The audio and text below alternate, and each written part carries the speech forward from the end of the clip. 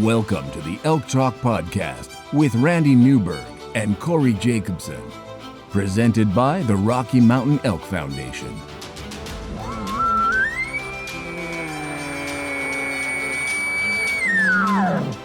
The goal is what little you and I know about elk hunting, we share with people. I've got an elk building. It's like 120 yards away. What do I do? First off, the thought would never cross my mind when an elk's being 120 yards away to call anybody on a cell phone. All elk? All the time? Only elk? Only elk. Well, it's us having conversations. So we usually go down some rabbit holes, but If you hunt with Corey Jacobson, you will find the landscape is full of rabbit holes. We're just going to make this up as we go. and you look at it like, oh, that's a target-rich environment. But if you're trying to single one out, a solo target there is much easier to go into than a big group. We record everything, so there's no BSing, no lying, no faking it with us. Did we hit the record I button? thought I forgot to hit the record button. If you want to know something about elk hunting, this probably isn't the podcast to listen to.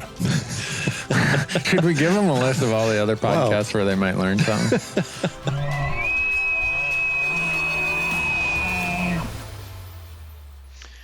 Hey Corey, how you doing this morning?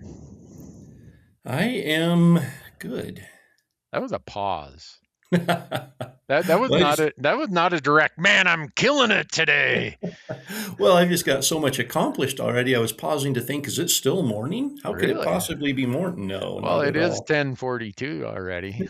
So I thought maybe you were wore out from watching like the college basketball tournament, knowing you're a basketball fan. Is that Man, that doesn't wear me out. But I have been watching. have you?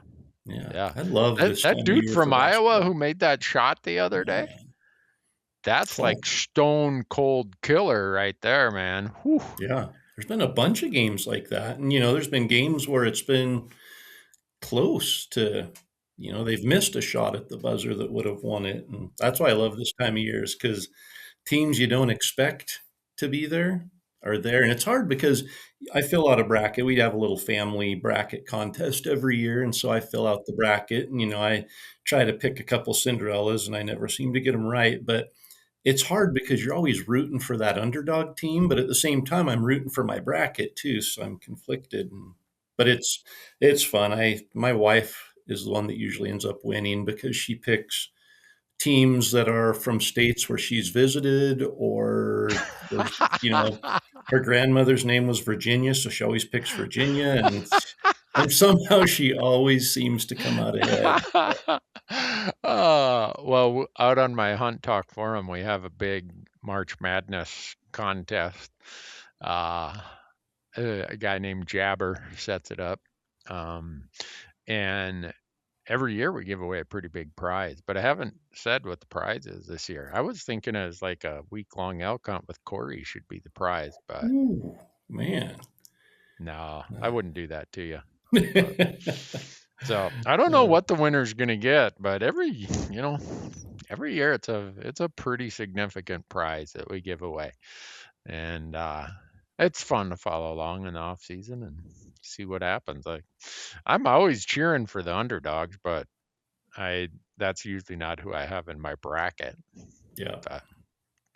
So anyhow, where you want to start? You want to start with Colorado coming up here? We probably should. It's Yeah. getting down to the deadline there. Do you think I should get the correct date this time? Colorado. We stress so much about that, making sure we get it right, that we Yeah. still inevitably miss one or get it wrong once in a while. Yeah, I think I got it wrong last time when I talked about New Mexico. I might have been off a day. Oh no. Yeah. Has it already passed? Yeah. Well, then Yeah. So we're no longer liable. Colorado.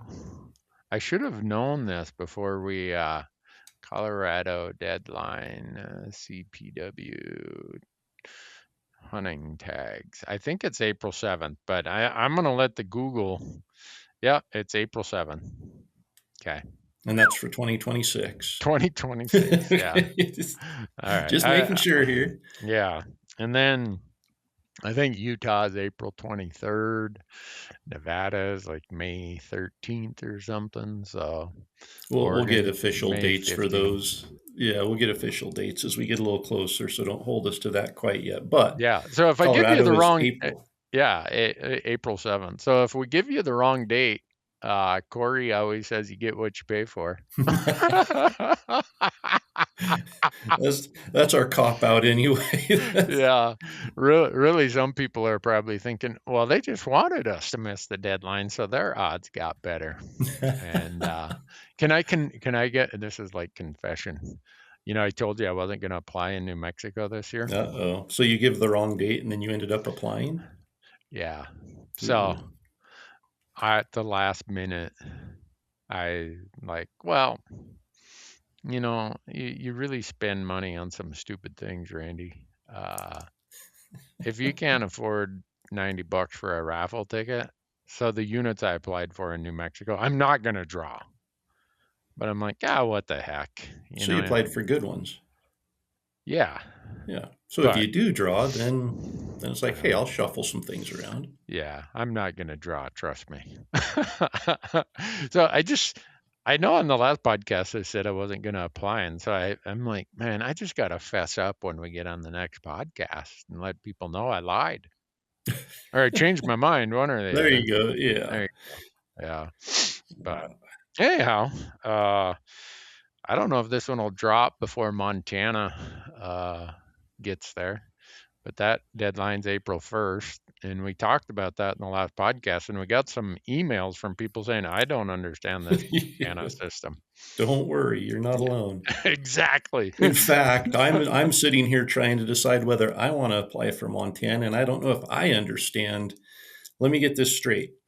I have 0 preference points for the general license. Right. So you have I about have a 40-ish% chance between of drawing the general license. Of drawing the general when you add the first pass, and then when the reissue tags come, 40 to 50% of the 0 point holders draw. Okay. So if I have 12 or 13 bonus points, yeah, and I want to put in for a limited entry hunt also, I put in for it. I understand the preference point part of it. 0 points is 40 or 50%. If I don't draw that general license, I don't even get to put in for the limited entry. Correct. Right. You got to clear the first hurdle, which is get your general license. If I do get the general license, then I put in for the limited entry. I have to apply for it all at the same time. Once I clear that first hurdle, then my name goes in the hat for the limited entry. If I draw that, everything's good. I pay the money for the tag. I get to hunt the limited entry unit.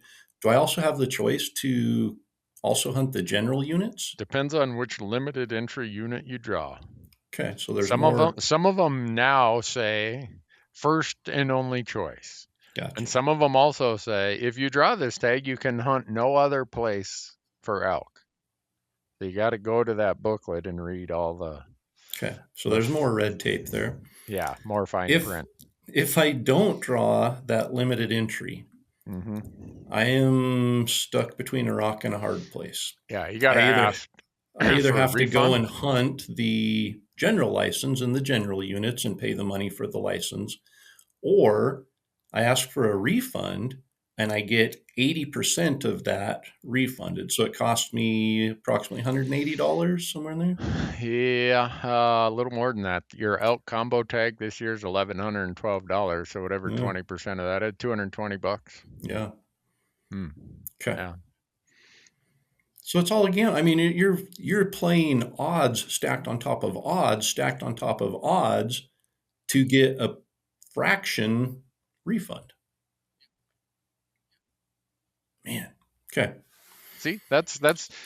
Yeah, I always tell people, if you want to see what happens when your legislature takes over parts of your game agency, like Montana's legislature is who governs our licensing system.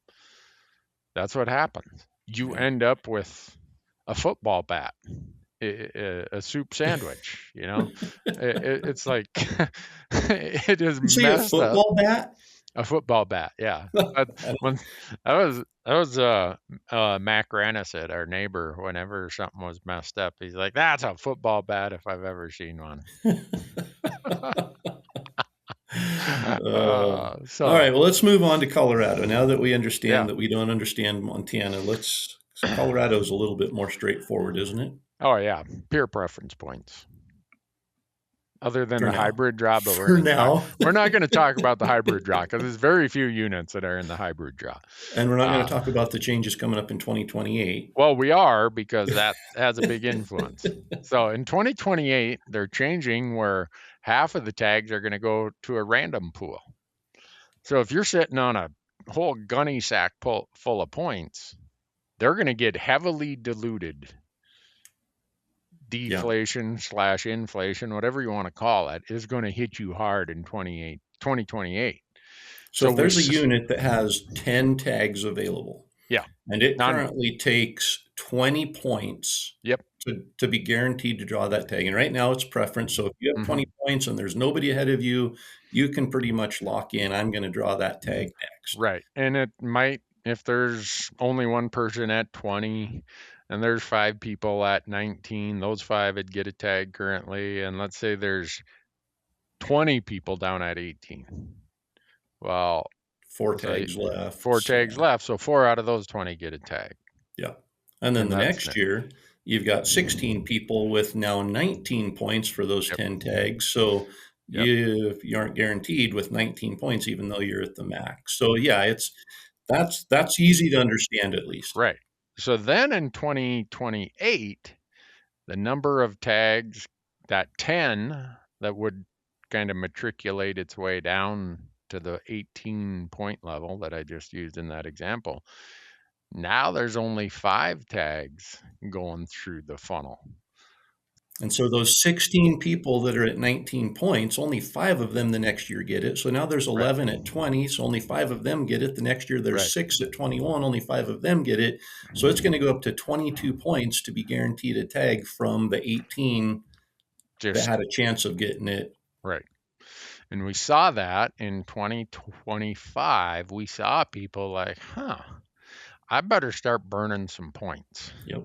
So there's a unit that I drew in 2021, I think it was, that took 3 points. And it had kind of waffled between 3 and 5 points. Last year it jumped to 9 or 9 or 10.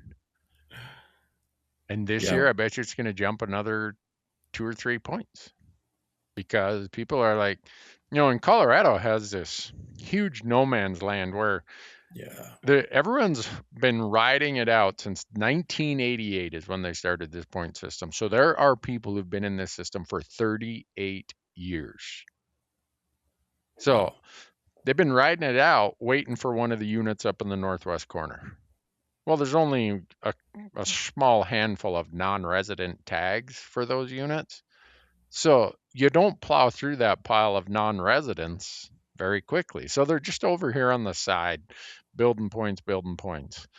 Well, last year, a lot of them are like, the difference between a unit that takes 10 points and a unit that takes 20 points, there's not that much difference in quality in Colorado.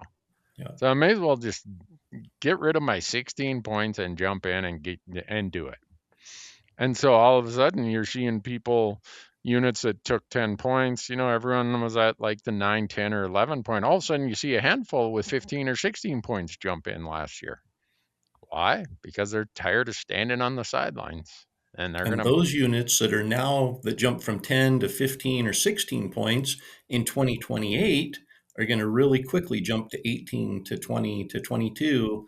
So literally these preference points, you're going to need double what you need right now to draw the same tag in the next 5 years probably. And that's, a generalization, but it's not too hard to see where the math goes when they take half of those tags away. The good news is somebody getting in with 0 points or with 3 points could potentially draw one of the best units in the state. So Randy and I talk about it all the time. This started in 1988.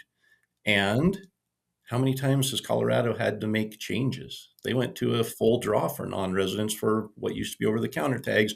Now that full draw is changing within a couple of years of that changing. So the people who got in 1988 or who've been collecting for 20 years, the rug's getting pulled out from under them, and now their points are being diluted, and it's going to take even more to draw that tag.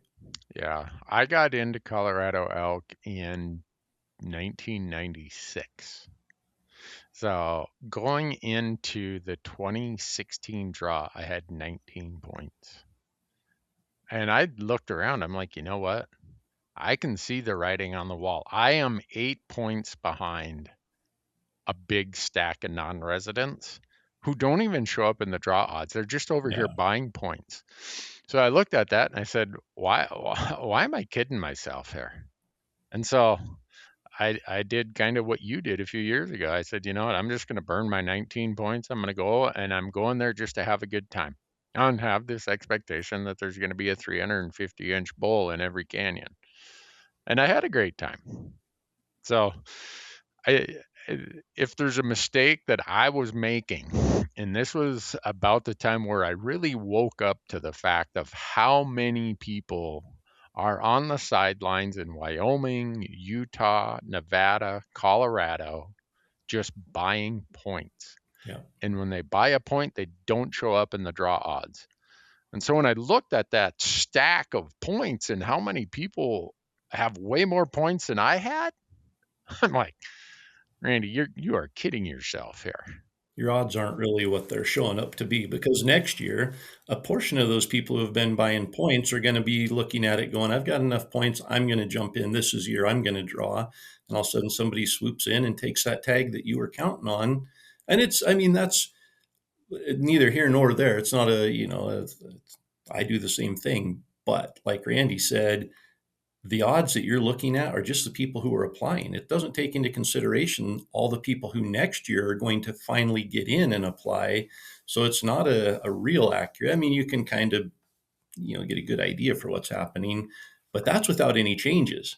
You get something like what Colorado is doing in 2028.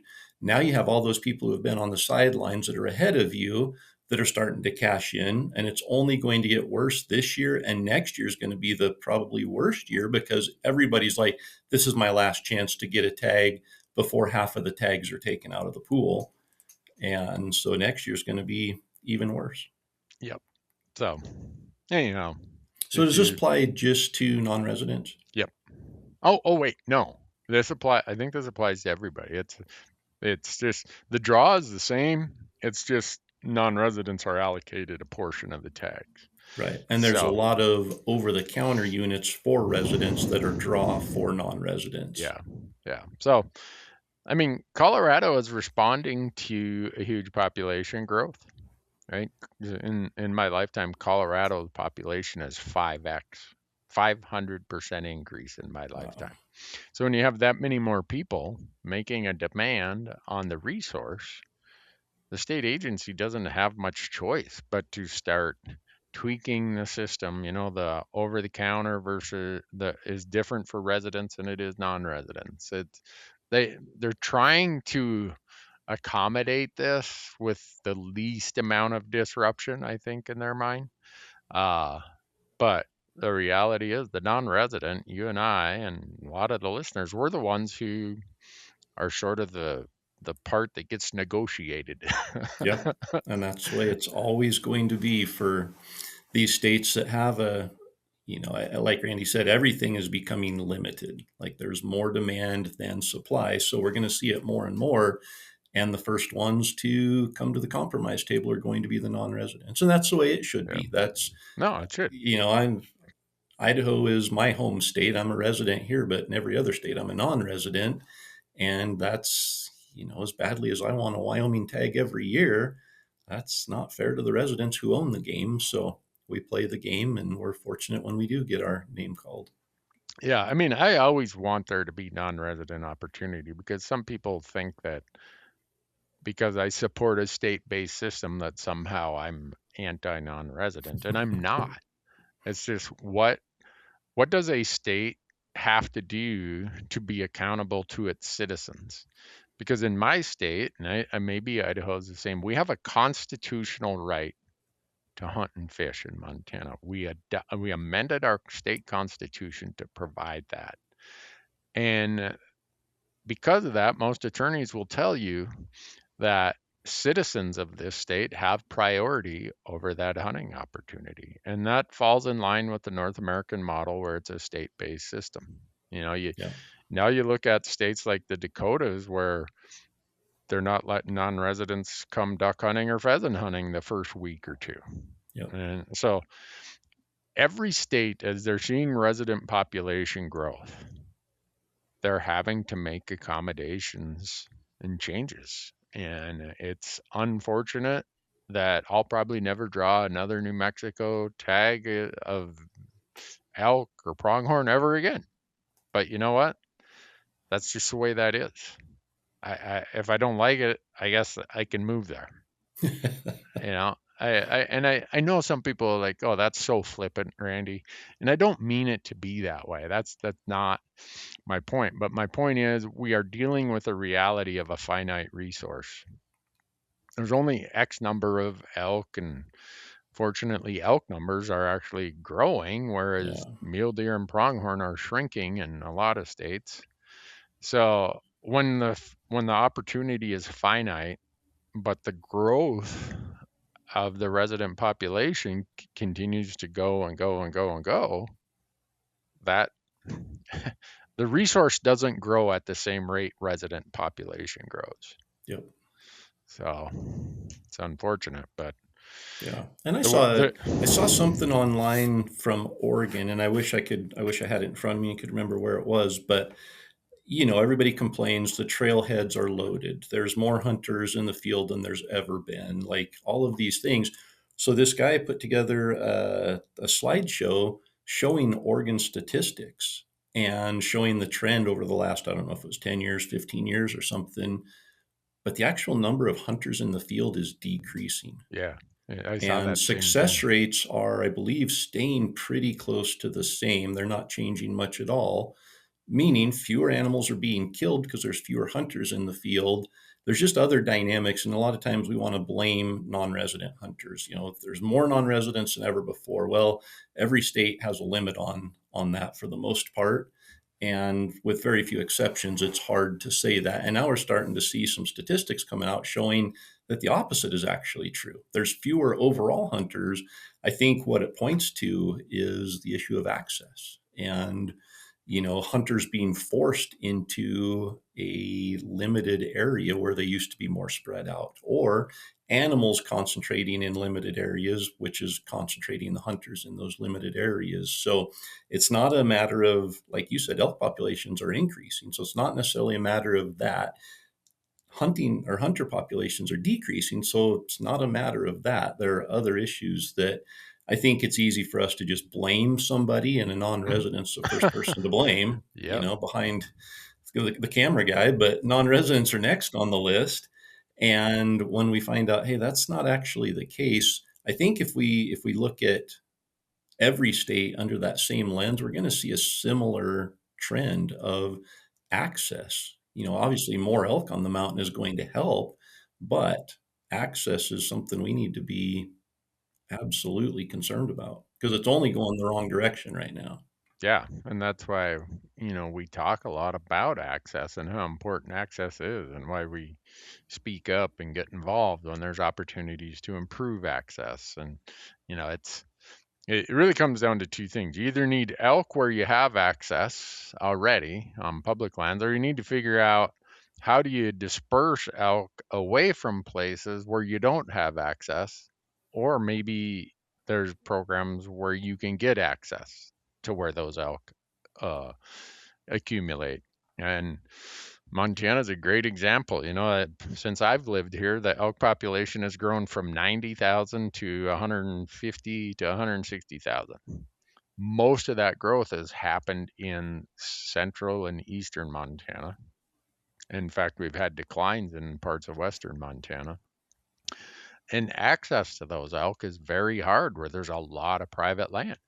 Yeah. And so you ask the average Montanan, hey, do you think that there's 60% more elk than there used to be? They're like, are you crazy, man? No way. Yeah.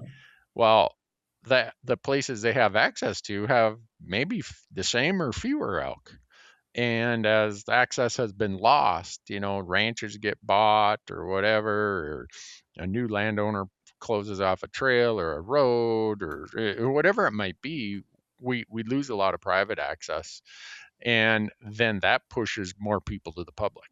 Yeah. And it feels even more crowded. And And then what happens is you have all these people who are concentrated on the public, and what does it do to the few elk that are left on that public? Pushes them to the private. They go to the private, and the private landowner now complains that the elk are damaging their fields and their fences. And so, state agencies are left trying to solve that complex puzzle of the landowner wants us to kill elk because there's too many on the private land, but they won't allow access to disperse the animals on there. And it's just, I wouldn't say it's a no-win, but it is a very complex equation that ultimately leaves us public land hunters scratching our head going, there's more people at the trailhead. I'm not seeing any elk. The elk numbers must be down. The hunting numbers must be up. And so we complain about that, where the real solution, and there may not be a solution, because it's not like we have the right to go in and tell a private landowner what to do. But we've got to find some solutions that do open up more of that access, that do disperse those animals, which will then disperse hunters, and we'll all be better off than we are right now. Yeah, I think one of the things that might be helpful to that is there's some research that I don't know if it's been released yet as peer reviewed, but showing that issuing more tags doesn't necessarily result in more dead elk. Yeah. Because a lot of times more tags means more boots in the ground on the hill, which moves the elk to places where they aren't going to die of lead poisoning. So you Yep. actually kill fewer elk. Yeah. Which Success rates might, go down when more hunters are in the field. yeah. So none of them are easy to solve. If these were easy problems to solve, we'd have solved them a long time ago. And they're Yeah. getting more complex and more complex as we have a different arrangement of land ownership. I call them the new age landowners. They're just a lot of things that are making it difficult. Yeah. But that doesn't mean we give up.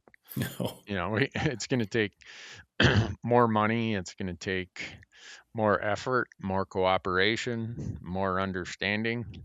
I think in the case of a lot of private landowners, maybe hunters don't engage with them enough. Don't sit around, at a coffee table or at a desk and say, "Hey, what do we have in common here?" Because usually when you do that, you find out you got a lot in common. Yeah.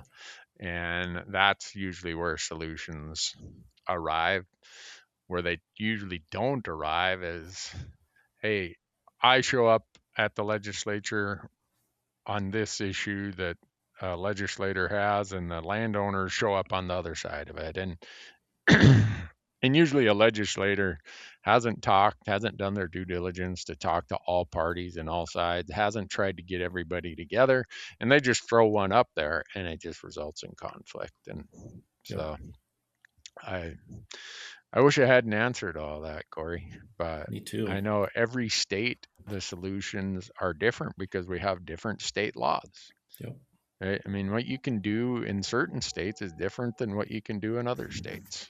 And so, Yeah. And one thing I'll say, and then I think we need to get back to Colorado because we kind of dove down this rabbit hole here, but we'll get back to Colorado. But access being so important, and, the Rocky Mountain Elk Foundation, and I talk a lot about them in Destination Elk that we just finished. The Rocky Mountain Elk Foundation is a huge partner in that. And every year I make a plea to elk hunters to please be a member. There's no excuse. There's no reason not to. And this year I again asked for, if you have a reason, I want to hear it, because I would honestly believe there's a misunderstanding. If you have a reason you feel is valid, and I had 2 people this year that responded with reasons, and they both are important and both are worth talking about. The first one was, I'm no longer a member because all I ever got out of it was 6 issues of Bugle magazine. And I had to step back and say, what's in it for me? All they're doing is taking my money. That's a misunderstanding. The 6 issues of Bugle magazine are a bonus for you. right. That's not what you're paying the membership fee for. You are paying to support elk, to support habitat, to support access, to support more elk on the mountain and more opportunity for hunters. That's what your membership is for.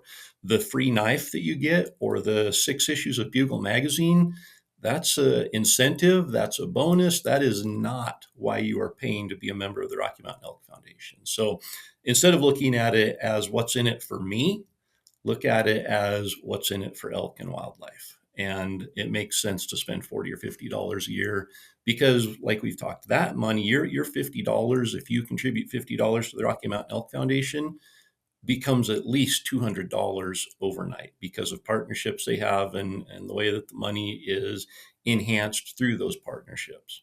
So your contribution is important because then they're able to take that and match it and create even more revenue. And rather than looking at it and saying, well, the knife I got is junk, or the 6 issues of Bugle magazine, I get bored reading that after 20 years. That's great. That is not why you're paying the money. The other one was, my local elk herd in the state of Washington specifically is suffering from foot rot. And the Rocky Mountain Elk Foundation hasn't done anything to solve that problem. Again, a misunderstanding to a degree. First, they can contribute to studies, they can contribute to a lot of things, but it's the state agency, the Fish and Game Department, that has to lead that and make the change. And as long as there's a maybe unfriendly Fish and Wildlife Department in that state that might not be as concerned about it, no amount of effort's going to change that. However, the Rocky Mountain Elk Foundation is absolutely involved in trying to find solutions and in funding studies to find out what the cause is so that they can find a solution. So again, sometimes, I think people say, well, the Elk Foundation didn't get rid of all the wolves in Montana, so I'm not going to support them. That's not their mission. That's not their job. And that's not honestly something they're capable of doing. They're involved. They're pushing for it in every aspect they can. They're standing up for us as hunters and for elk. But there's some things we put all of the responsibility and liability on them for that their hands are kind of tied in. Yeah, I mean, use your example in Washington. I remember when I sat on the board of the Elk Foundation, we had scientists come and talk to us about the hoof disease. And there's a lot of unknowns there. Yeah. And there's a lot of politics of private land timber companies and how they manage their lands versus how the Forest Service manages their land. What kind of access is there? What are all these potential and possible causes? In Washington, you also have a lawsuit. I think it was in the 80s. I can't remember the name of it, but the tribes are entitled to half of the fish and game resource in Washington. So you can't disregard their interest. So what we did, just to use this as an example, we said, all right, where's the best research being done on this disease? It's the Washington State University Veterinary Lab, I think is what it's called. And so the Elk Foundation did a multi-year grant. I know it was over $200,000 to fund research there for this. And when I went and did some seminars in Washington, some of the folks stood up with the same exact question and said, "Well, you can't trust those people at Wazoo. They're in cahoots. They're just in it for the money." I don't know how if someone has that feeling or that theory that the scientists don't know what they're doing or they're just in it to get rich. Yeah, I just kind of gave up on trying to appease that situation. But the Elk Foundation has it as a huge priority list item. All diseases, not just hoof rot, but brucellosis, CWD. Yeah. There's a lot of disease issues out there. So, yeah, RMEF does so many things that people probably don't realize. And, they say, 1.2 million acres of new or improved access, 9 million acres of enhanced habitat. Yeah, they do all those things, but they do a lot of other things too, of funding research and, And so I think it's important to look at the overall picture. Are they doing more good for elk and for hunters than not? you might disagree with something they're doing, especially if it's in your backyard and you feel like they aren't doing enough. That might be like, I'm not going to be a member of them. I'm not going to support them because they aren't directly supporting me. We've got to look at it a little differently and realize, hey, for $50 a year, your contribution is going to make a difference. And yes, you might not agree with everything or you might not understand everything, but there is way more good that's being done through the Rocky Mountain Elk Foundation than the one thing that you disagree with. And it's important to keep that again, we can't be what is it, minimalist? What do you call it? The scarcity thinker. Scarcity. Yeah, we can't be a scarcity thinker and say, I'm going to hold on to what I have and I'm not going to support anything to grow anything. We've got to realize that we're way better off with an organization like that. And whatever it is, mine is Rocky Mountain Elk Foundation and the Foundation for Wildlife Management. Those are the two that I'm all in and I support. If you're into sheep foundations or mule deer foundations or pheasants or whatever it is, they're all working to make a difference, a positive difference. And as hunters, we have to get behind one of them at least and support them and be a member of that. We can't just sit on the sidelines and complain and say, well, nothing's being done, so I'm not going to do anything. Yeah, no, I agree 100% on that, Corey. And, I always tell people if I had to have an organization that I agree with 100% of the time, I don't even know if I'd have a membership of one because sometimes I disagree with myself. I argue with myself in the mirror some mornings.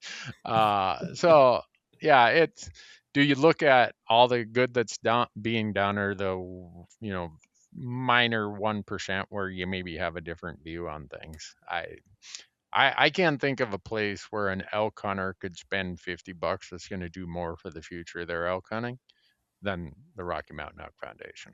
And I can't think of a single reason that would dissuade you from being a member of the Rocky Mountain Elk Foundation that would outweigh all of the reasons to be a member. There might be, and that's not discounting the fact that there might be things you disagree with, but your membership in that is not preventing those things from happening, and it's only going to enhance the good that is happening. So again, this is, I think as elk hunters, we just get locked into, I bought a license, I have a right to hunt elk.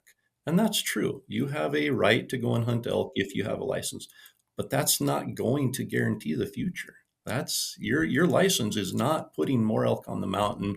We have to do more as hunters. We have to be involved. We have to go to Rocky Mountain Elk Foundation banquets and support our local chapters. That's where the money is raised. It goes back onto the ground to do these projects. Our membership, our support of those banquets, our volunteering out in the field. If we aren't doing at least one of those things, we're taking from a resource and we aren't doing anything to give back. Oh, well said. So back to that Colorado thing. I'm just going to buy a point in Colorado this year, and you can hold me to that. I'm not going to, at the last minute, I'm not going to change my mind. You sound like a politician now. You can't come in here and admit 30 minutes ago that you did change your mind and you went against what you said in the last podcast, and now tell us this time I really mean it. No, well, the reason that in Colorado, the places where I would hunt, I don't have enough points, especially with what I think is going to be point creep this year. So it's like out of sight, out of mind. I'll build some points so that when all the dust settles in 2018, I got a couple extra points. I struggle to see myself applying for elk in Colorado this year or next year, but maybe I'll find some spot to go next year. But I might. Now, that doesn't mean I won't do an over-the-counter hunt, because I think I said when I was deer hunting down there last year, it's an over-the-counter unit, and I saw 12 legal bulls. Now, are there over-the-counter units for what rifle season is that? Would it be second and third? Second and third are still over-the-counter. Some, yeah. Like this year, they moved 1 or 2 units from the over-the-counter and made them a draw. So even again, and that was for both residents and non-residents, the number of units that are in that over-the-counter pool in Colorado probably is going to get chiseled away bit by bit Yeah. as there's, the state is just saying, hey, we got to manage this the way in a different way. Yeah. So depending on what other tags I draw or obligations I have, there is the possibility that I would be down there on an over-the-counter hunt waiting for one of those bulls to come out. Yeah. So You never know. And I'm kind of in a different position because I applied for Wyoming again with 0 points. But since Wyoming invests our money in the stock market for 6 months or whatever they end up doing, we don't get to find out for a while yet. So I have to make a decision on whether to apply for Montana and Colorado and all these other states that are coming up before Wyoming even announces the results. And then the problem is if I draw Montana and or Colorado and or Nevada, and all of a sudden I find out I drew Wyoming, and then I'm in a mess and I've got to figure out which state is the easiest one to return a tag and get my points back or get a refund on the tag. And so I'm in the middle of trying to decipher that because I have enough points to start looking at quality limited entry hunts in Montana. And we already talked about the debacle of trying to get the limited or the general license and then the limited license. I'm in that quandary there. Then Colorado, I don't have very many points, but I have enough points to draw an archery tag there, which is a great place to go to fill in a week in September. We got Idaho, which is over the counter for residents. I've never shot an elk in Washington, so I'm considering this year are great dates in Washington. The dates are set back, so you get to hunt more of the rut in September for archery. So there's some opportunity in Washington for over the counter for a non-resident. And then Nevada, I've got like 13 points there. So again, it's never guaranteed, but I'm starting to get enough points where my odds are going up at least a little bit. So I'm trying to manage that landscape right now, and I'm trying to figure out where my energies are going to be best spent in applying. yeah, I've tried to burn my points anywhere and everywhere I can, so I don't have the gunny sack of points that you have. Yeah. And that's just fine by me. I mean, I'm a good friend of mine once said, beware of an old man in a hurry. Yeah. And he was an old man when he said it. And now that I'm in my 60s, I'm thinking, yeah, beware of Randy. He's in a hurry. Yep. I want to burn some points. And that's what I'm looking at. I don't want to have 20 points in 10 years in a bunch of states. I want to enjoy those hunts in the next 5 to 8 years. And so now it's becoming, I don't want to draw all those tags on the same year. So how do I structure it so that I can make the most of it and be effective? Yeah, you're a more responsible person than I am. If I drew them all in the same year, it'd just be like telling the crew, hey, sorry, folks, I'm not here to do podcasts or anything for about 5-10 weeks. Yeah. Hey, darling, you might want to go to Oregon and visit your mom because I'm not going to be around. But I don't think I got to worry about that with the low point totals I have. So, yeah. But I guess we say this often, Corey. I reflect on it. Living in a state where I can get an over-the-counter elk tag really is a blessing. Yeah. Because it gives me so many more options in how I play my cards in the other states. So. Absolutely. And the other reason I'm probably not doing Colorado this year is I'm going to be in your lovely state this year. Oh, really? Mm-hmm. You know that little tidbit that I did not know until you laid it out here on the podcast? And this is a question one of the listeners had.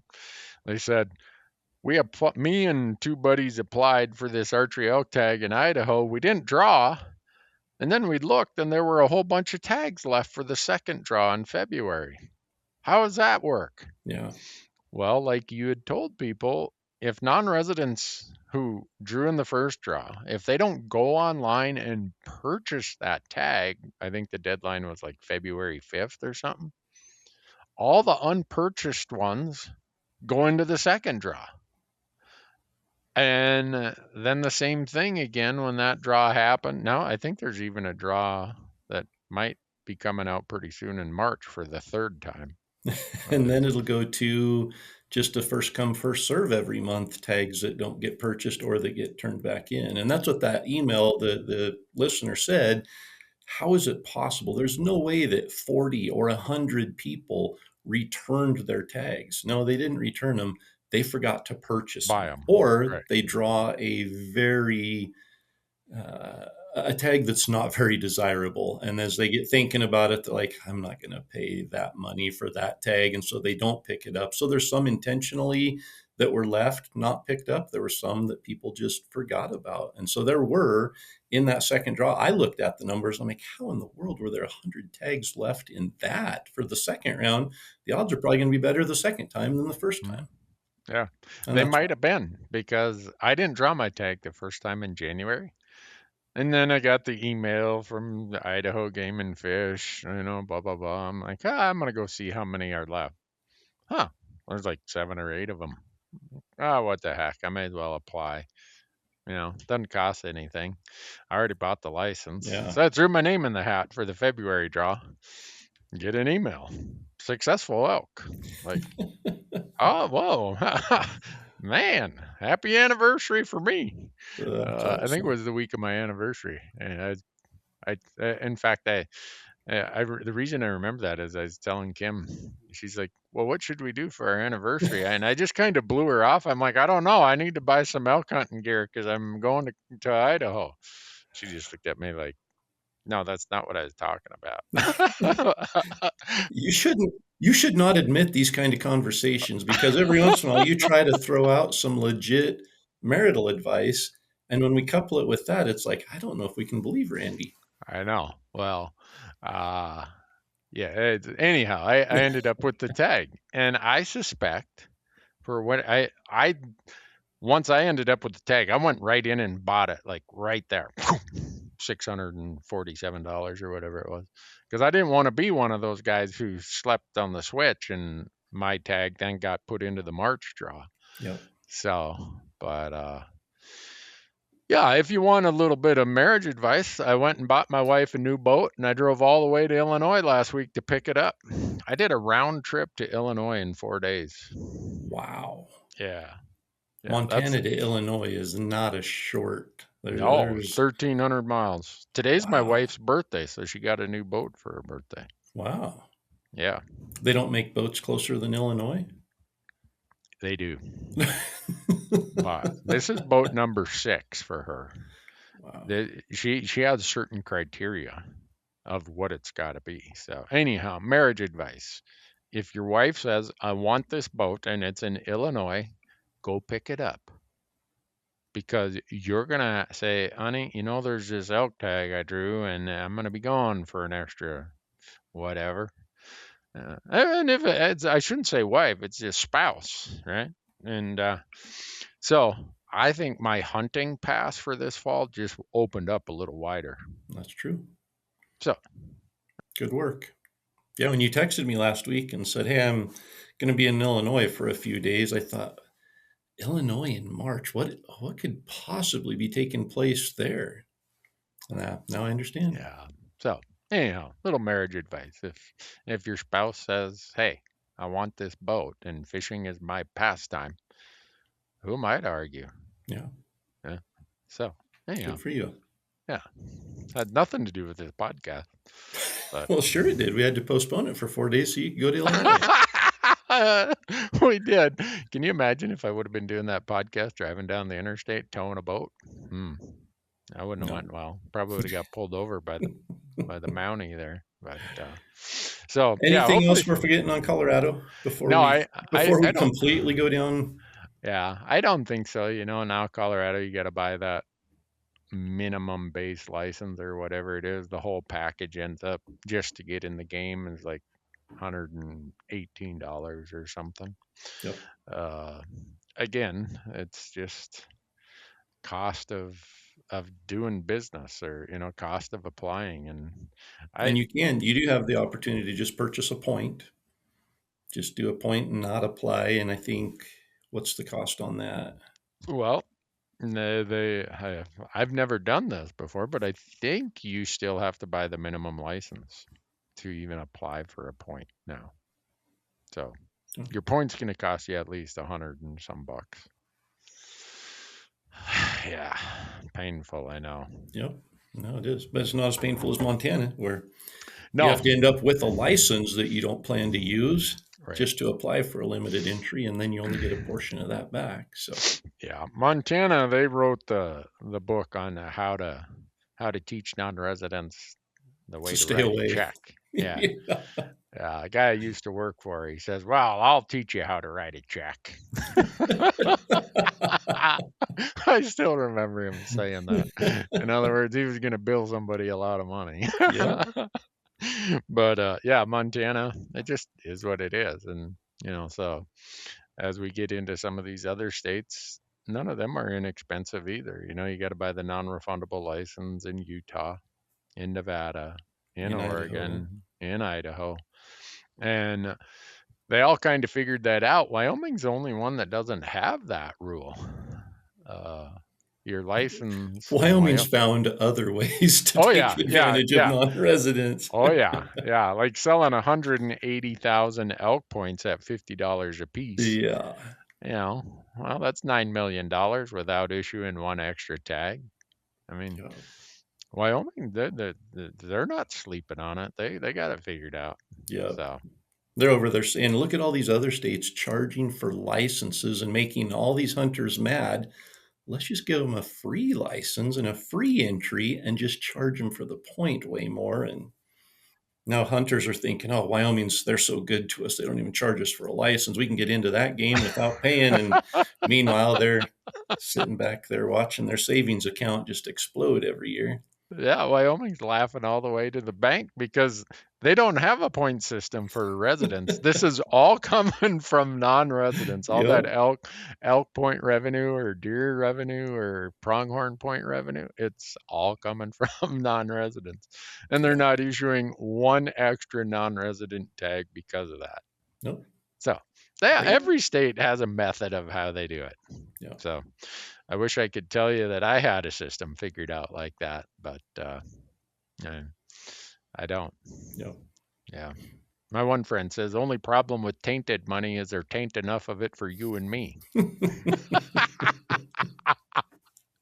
I wouldn't call that tainted money. But anyhow, I think we answered that guy's question, didn't we, on the Idaho thing? That kind of covered it.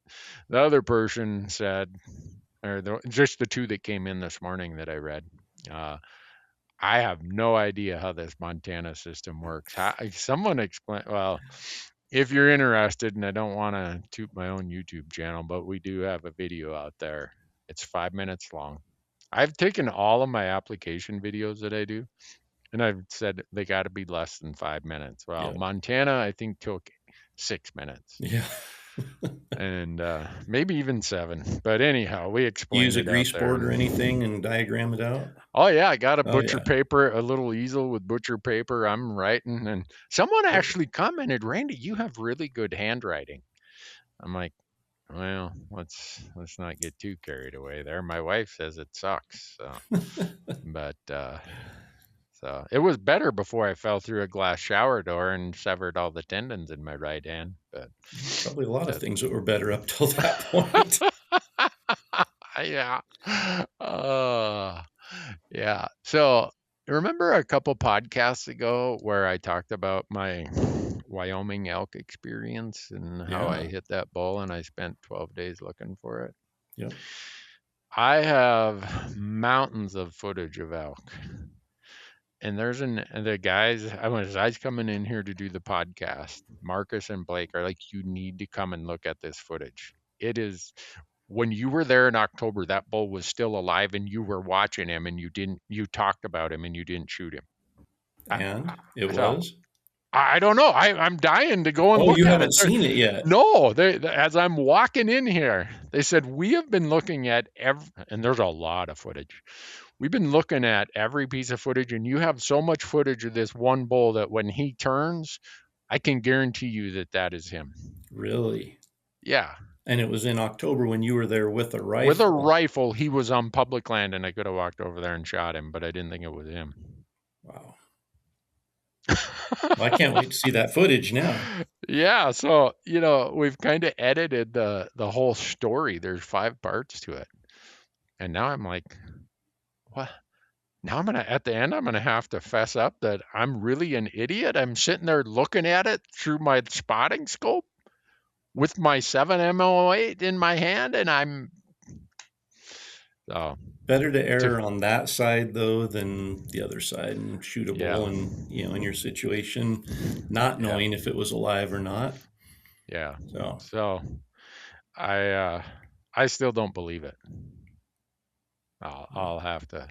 with Marcus said, when it turns, I guarantee it's the same bull. He must see something that Yeah, either a wound or some dried blood or something that says something.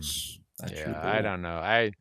I guess that's to be continued for the next podcast, because That's as right. quick as we hang up here, I'm gonna plop myself down there, and they're gonna put it on the big screen, and I don't believe them. I just I looked those things over. I had so many photographs of that thing on my phone, and I'd be looking at, because I had one phone with the all-in digiscoping thing, Mm-hmm. and I'd be looking at that, looking at the pictures. I'm like, no, not him, not him. So I don't know. They seem pretty convinced as I was walking down the hallway. Hey, come look at this. I'm like, I can't. I promised Corey I'm doing a podcast this morning. So, Well, I don't but want to wait till the next podcast to find out. So you better text me at least. oh, how foolish would that be if he was walking around out there Yeah. alive and I'm looking at him and I don't think it's him? Yep. That Yeah. would be. But for me, that would be so relieving to know Yep. that he's still alive. Closure. And it's closure to that, but it then opens up the whole can of worms of where did I hit him then? That he's alive a month later. Yeah. So I don't know. They're tough. They are tough. I think if that's him, it reiterates in my mind just how tough they are. Yeah. And oh, guess we'll find out. But, so what else we got on our list of things? How did you guys wrapped up Destination Elk with We your did. Yeah.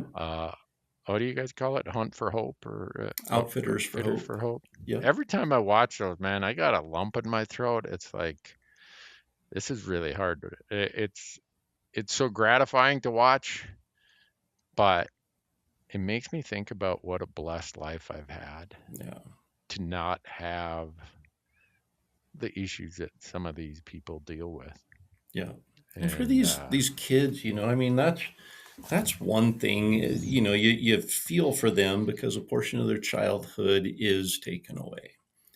Every one of them, though, without exception, is more mature and more resilient. And it's cool to see that from a parent, though. As a parent going into that, your heart breaks for those parents to go through it. And that's, I think, the part for me is just seeing what the parents go through and to see them be able to come on the hunt and relax and to see their child accomplish something that's a dream of theirs. And that, the whole part of it. And we talked this year, it was a one morning hunt. He shot his yeah. bull the first morning, which they usually don't go quite that smoothly.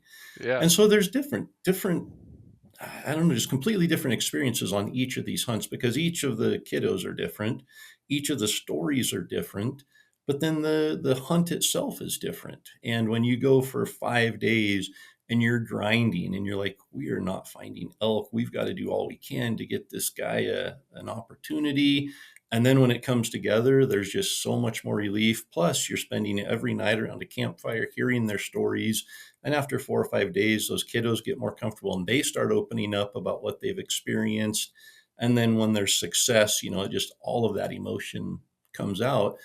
This one was more of a first morning and a celebration, and so they're different. We didn't get that chance. We spent 2 nights out there sitting around a campfire, but we didn't have to struggle on the hunt. We didn't get to know Liam like we've got to know some of the others. And so they're different experiences, not any one less valuable or less meaningful, but it's just amazing to have an opportunity to experience those things and to just gain a greater appreciation, not only for those families that are going through that, but for the blessings that we have. And it makes our hardships, no matter how big, and I mean, I'm not discounting or minimizing any of the hardships that some of the people that are out there on those hunts are going through, but it makes us realize we're not the only ones, or our problems aren't as big as they seemed yesterday. Yeah, no, that's what I take away from watching that hunt you guys do every year. It's just, Randy, quit complaining. Get get a smile on your face. You've lived an amazing life. You know so many people that aren't dealing with some circumstances. And it also motivates me when do encounter people who are dealing with difficult issues to say, I've got some time in my day for that person. Yeah, And no, absolutely.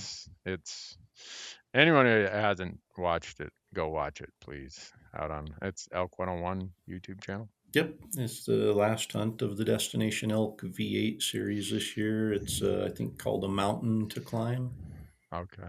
Yeah. So, did you guys give away your $10,000 prize package from Peaks We are yet? right in the middle of that. So we've given away and contacted all the winners for the episode prize packages we did, and then the grand prize. Bryce at Peaks, who's kind of heading up the giveaway, he's been out of town until today. So we actually have a phone call later today to determine who's pulling the name, and then we'll contact the winner. So within the next day or two, we're going to have a winner drawn. We're going to contact them, and then we're going to announce it. So. Yeah. Well, on that same thing, they've asked me to do something similar. I'm like, you guys would give away $10,000 worth of stuff? They're like, well, yeah. I'm like, well, okay.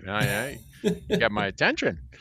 And so we need to get Bryce on this podcast and talk about Yeah, their support and the way they do that kind of stuff. And he's a wonderful guy. he's You're just going to be so hard good. pressed to find a better guy than Bryce Bishop. Yeah. And maybe we'll not give a complete spoiler, but he's got some big news coming up for this summer too in his personal life. So we definitely need to get him on the podcast. Yeah. Yeah. Yeah, we don't want to spill the beans on that one. So, but I guess when he posted that on social I was media, going to say, I think the beans have been spilled. Yeah. Yeah, and they're running off the side of the table right now. But, you know what? Again, this has nothing to do with anything, but it has a lot to do with things. We have been getting so many strikes against us on YouTube lately. Yeah. I'm afraid our channel is going to get pulled. And you're worse because you hunt with rifle. Just us with archery, it's so hard to get ours plugged into the algorithm to even get it shared. So the only people that get to see it are people who have subscribed and who follow us, and are super fans. And it's only getting worse. Like a few years ago, if you posted a picture of a rifle in your thumbnail, it would get flagged. Now, if there's a rifle involved in the video, it's getting demoted, and it's going to be just worse. Yeah. Well, last fall I had to go take a course to get our channel out of jail on YouTube. So I did that, and I remember they said, "Oh, on January 12th, 90 days later, you'll be out of jail." And I can't even remember what we got in jail for there. Well, we got in jail last week because I'm wearing a hat that says hunttalk.com. That's all we can figure. It's a 30-second short. I'm talking about how to contact your congressperson. And it's just, Michael had to take another class, and we don't get out of Facebook or YouTube jail now until sometime in June. I think June 8th. Wow. Yeah. So that means they aren't showing any of your videos to anybody's feeds unless they're searching for you. Yeah, it definitely it cramps your style. Let's put it that way. I'm not sure how so it's a warning, and then I guess if you get a second warning, then you get a strike, and then if you get whatever, they can pull your channel. It's like I'm telling people how to contact. I'm sitting right here in this chair that I'm sitting in, at the time code where it says the violation occurred, the camera turns tight to my face and I'm wearing a hat that says hunttalk.com. That's the only thing we can figure out. Wow. And when you email YouTube, you may as well stand out on the Oh, street and yeah. yell. So, but yeah, we've been in YouTube jail twice now, Facebook jail. I mean, pretty soon people will probably be like, "What happened to Newberg?" Yeah. Well, and if you look at our views from Destination Elk over the years, they are decreasing every year, which is understandable. There's a lot more content every year. It gets diluted. You understand that. But all of our hunts this year were archery hunts until the Outfitters for Hope hunt, and it's a rifle hunt. And that video has about 35% of the views of the rest of our videos that were pretty consistent across the whole season. So it's just, they're not doing anything to promote those videos if there's a rifle involved. And it's, I think, the same, maybe not as high of a level, but if an animal is shot, if there's blood, if there's hunting weapons, it's all eventually, like you said, you won't be able to post it. And if you do, you're going to lose your platform. Yeah, so it'll be interesting because next week we have a bunch of butchering videos go out. And every time we've done a butchering or game processing video, you get a little yellow coin that says not suitable for advertisement. Yeah. Which means you don't get any money out of it. Fine, whatever. Yeah. But we had a meeting this morning and Michael is like, "Boss, what are we gonna do, man? Next week we got these videos in a studio, in a kitchen, in a processing plant." Marcus went up to Helena. They were having a city game damage hunt because there's so many deer running around the city limits of Helena. And his brother works with this food bank network, and so Marcus and his brother are there doing all this stuff. It's really well done. It's a great story about, hey, here's this wild protein running around out there, and people in need are going to benefit from it. Yeah. I mean, that to me, that's a really cool story. But Michael is he's kind of like putting odds on whether or not we're going to get another strike next Yeah. week or You're already in jail. warning. Yeah. Yeah. So I don't know. I told the crew, it's like, we're not going to do anything stupid, but we're not going to change what we do. We are here to talk about hunting and food and conservation and access. And if that gets us thrown in jail, I don't know what to say. Yeah. I guess if they jerk my YouTube channel or my Facebook channel, I'll just do podcasts. Fine with it. Yep.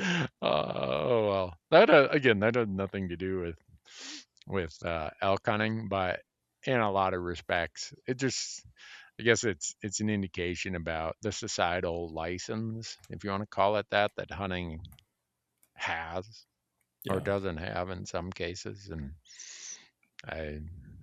I think that hunters are such a plus, such a positive contribution to everything in this country. It's too bad that a lot of these platforms are afraid of their own shadow. Yeah. And I don't know if people can report us, and that's what gets totally us a can. strike. Yep. Or what would cause that? Because this last one, I mean, it's a 30-second short video of me saying, "Hey, this bill is coming up. Contact your person in Congress." That's all. So anybody that's opposed to that bill is probably reporting that video, and it gets enough reports that they say, "Oh, there's something wrong with it." And I never thought of that about that till you just said that. Maybe as someone who is on the opposite side of what my position was. Oh man, maybe that's it, Corey. Maybe me and my big mouth is ticked off the wrong people, but oh well, not the first time. No. So we got Colorado covered. Don't miss your deadline, April 7th. Just know that the next couple of years are going to be a rough ride in Colorado. Yep. And then I guess we'll talk about Utah in the next episode. So if anyone has Utah questions, we'll answer them or try. And you can give an update on how few antlers you found out in the woods. Yeah, it's going to be weird this year for sure. They're dropping early this year. We, Oh, are they? yeah, I saw a bull that was dropped on March 14th, and he wasn't a big bull. I had him on trail camera, and he's just a nice 5x6, which the big bulls, the really big bulls, will drop first. But I've always held the opinion that on years where green grass is available sooner, when there's ample feed for the elk sooner, they'll drop their antlers sooner as long as they have nutrition. They'll start growing their new antlers because they do. They start growing them immediately. And this year is again proving to be that way, that they're dropping really early. In fact, I saw a video posted the other day. A guy was watching a group of 8 or 9 bulls across the canyon, and every one of them, except for one little raghorn, were already dropped, which is unheard of this early in mountain states like Idaho, Montana. You know, you get down into New Mexico and Arizona, they drop a little earlier down there, but they're dropping early. All of my trail cameras, it was like March 7th to March 10th. All the big mature bulls left the winter areas. If they came down at all, they were already 800 or 1,000 feet higher than where they normally winter. And they moved out of there heading up the mountain. I followed tracks over 7,000 feet in elevation, and they're still going up into, I mean, there's open ridges at 7,000 feet this year, which usually there's 6 feet of snow still. So there's nothing holding them down. There's nothing stopping them from just wandering. Usually it's just an open ridge, and that's where they travel. Now they're just side hilling across or going wherever they want. And you couple that with the fact that the wolves this winter haven't been able to concentrate elk, so they've been roaming more, so they're keeping the elk going. There's a herd of elk near our house of about 100 cows. They were all bunched up out in the field the other afternoon, and the next morning I went by and there were 2 dead calves laying in the field. So the wolves came in that night, bunched them all up, and then after dark went and killed a couple of them. And the elk moved clear across the valley into an area they normally don't go, and they stayed over there for a week and a half, and they finally come back now that the wolves have moved out. But wolves are keeping them moving. The weather's not holding them into a spot. The weather's hitting early. So the antlers are going to be scattered across the landscape, all the way from their summer grounds to their winter grounds and everywhere in between. My mind is like, oh, if they start growing earlier, does that mean that by September, when they're done growing in, well, late August, does that mean that this is going to be like the banner year? Well, maybe they know something we don't know about the lack of moisture and the lack of snow we're going to have this summer. So they're trying to get their growth in now before they run out of good food. So, yeah, there's just so many variables that go into feed and growth and fires in the summer. Yeah, I hope it starts raining every day between now and about the end of September. We need it because we're not going to get spring runoff this year. We've already got most of it. It's, you know, the snow's melted off and the creeks have been high, and they're already starting to come down in March, which it's usually, we're 6 weeks ahead of where we normally are. Yeah, I ran my snowblower once this winter in Bozeman, Montana at 5,000 feet. And the amount of snow that I used it for, I mostly did it because I wanted to make sure the snowblower was still running. Yeah. I could have let it melt off in a few hours. Yeah. Yeah, it's crazy, which tells me the fire conditions this summer could be back to 1988 when the West had the largest fires ever. Yellowstone burned up, and so. Yeah. You know, and on the flip side, and that's, you know, obviously a major concern. Fires are always a concern in the West, but when it's this dry, the only potentially positive part is if it's not a wet spring and if there's not a lot of moisture, you don't get a lot of that underbrush growth and a lot of the fuel. Now it's just really dry. And, you know, if you get that, you get a really wet spring with a really hot, dry July and August, that can actually be worse than just a really dry summer all the way through. So, Yeah. Yeah. Well, I guess we'll find out. and there's nothing we're going to be able to do to stop it one way or another. No, my wife Kim always says, "You hunters, you're just like farmers. The weather's never right. Yep. No matter what the weather is, it's not right." There was one day about a week and a half ago where I looked at my wife and I said, homeostasis has been achieved. It was like 66 degrees outside. There wasn't a breeze at all. It was like right now, I am not even a half a degree too hot or too cold. This is perfect right here. There is a sweet spot, but it is a very small window. Yeah. Well, I guess we'll see what the future holds. But in Yep. the interim, be planning your elk hunts, or figure out where you're going to apply to get a tag. Because without a tag, the odds are you're not going elk hunting. Yep. So, and we're about halfway through it right now. And that's we get to this point every year in the middle of the draws, and we're like, oh, we're in the heat of it, and then the next thing you know, elk season opens tomorrow, and you'll be here before we know it. Yeah, in the interim between now and elk season, I got to go wear out that boat my wife bought. So, anyhow, I better let you go, Corey. I told you I'd let you go by noon. No, We're crowding that right now. Yeah, but we're good. We covered some good stuff today. We did. Thanks for the emails, folks. There's some good ones that came in the last couple of weeks. So, Yeah. elktalkpodcast.com. Leave a comment or ask a question. Yep. We'll try our best. We always do. And sometimes we get it right. All right, Corey. Whatever you got going on at noon, I hope it's fun and not work. And we'll catch up with you in a week or two. Sounds great. Thanks for listening, guys.